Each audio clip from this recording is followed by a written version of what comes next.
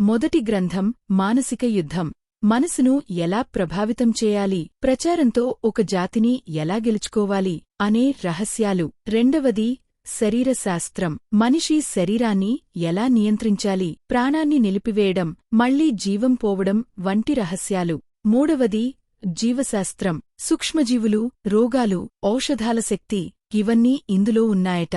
నాలుగవది లోహశాస్త్రం. లోహాలను బంగారంగా మార్చే రహస్యం కూడా ఇందులో ఉందని చెబుతారు.